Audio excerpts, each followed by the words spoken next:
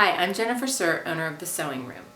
I'm also the owner and founder of Bonjour Teaspoon Designs, and my newest pattern is the Frannie Adventure Doll. I created Frannie in tribute to my grandmother who grew up in the 1920s. These videos will help you assemble your doll and make her the best doll she can be. Please feel free to comment below, and I'm happy to answer any questions that you have. Now it's time to sew the legs on the doll. We have our thread. Again, just like the neck, we're going to do a double strand with a knot at the end. We're going to cut our knot. The thread, the tail, close to the knot. And then before we get ready with the legs, we have to prepare the body. So make sure your body is pretty firmly packed with either wool or whatever kind of filling you're using. I leave a little bit of space at the bottom, probably about a ½ inch. And then we're going to do, just like we did with the neck, we're going to go around the bottom, tucking our seam allowance, which can be, between 3/8 and a half. We'll just finger crease around this bottom edge.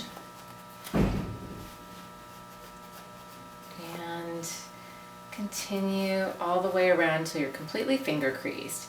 And then we're going to place our legs. So the legs, which we've sewn at the top just with a hand sewing stitch, get placed in the center. So the outer edge of the leg gets placed in the center of the side gusset here. So what I'm doing is I'm just kind of centering it in the side gusset, pinning it in place, and we're going to sew the front of the legs first. So we pin the legs like so, and then I'll move on to the other leg.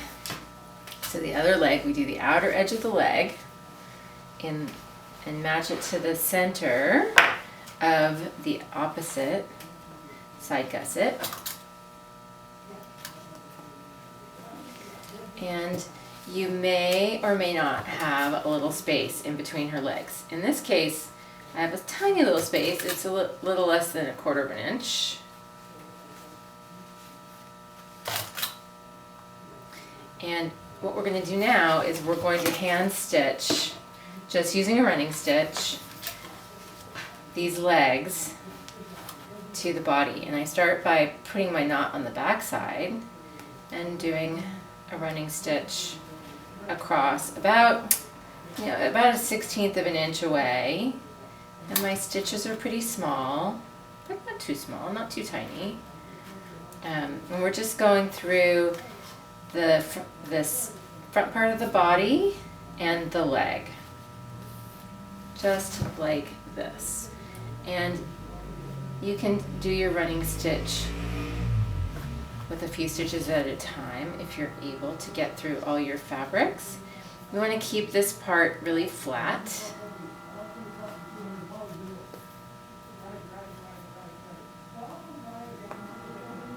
And we're just going to continue on after this front leg I think it's the right leg. We're going to continue on to the left leg after this.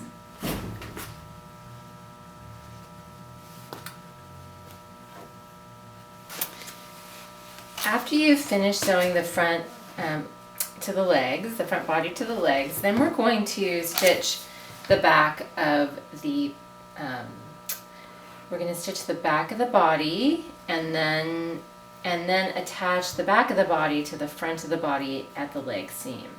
But what we need to do is we have our thread, double strand with a knot at the end, and we're going to hide our thread under through the back side, and we're basically stitching in that crease and just doing a running stitch because we're going to do a little bit of gathering of the back body.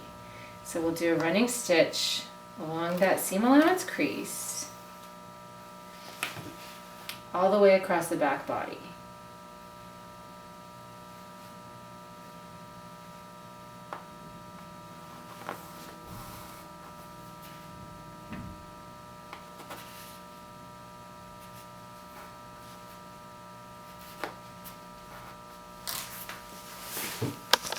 we've completed the running stitch along the back side of the bottom opening, we are going to just scrunch in our fabric a little bit and take a stitch to tie it off. I'm going to leave my thread attached though, but I wanted it to knot so I can manipulate it while the thread is still attached.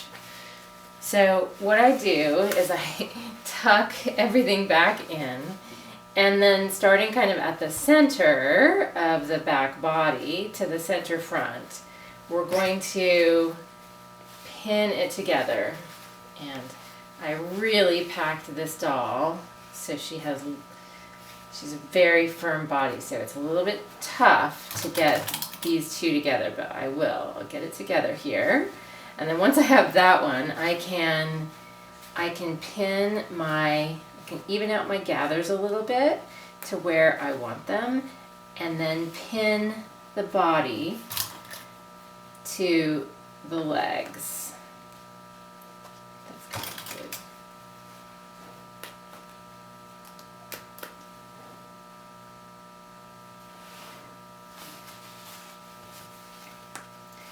Trying to sort of equally distribute the gathers that were made when I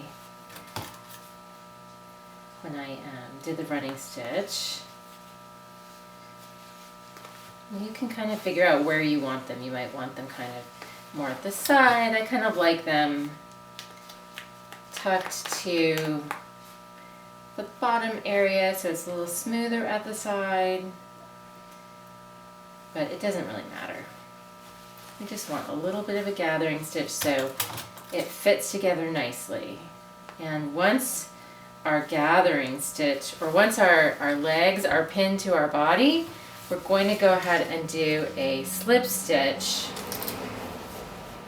to finish it up and close it. So taking a little bit of the thread, or taking a stitch through the legs and then coming up through the back body, and then continuing this all the way across, trying to make it as invisible as I can. So a little stitch through the legs, through the back of the legs, and then into the crease of the back body.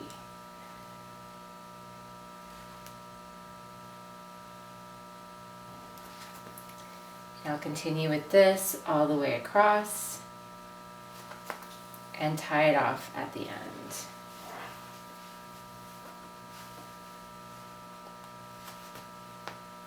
And if you feel like it's not quite secure enough, you can always go back and do another row across.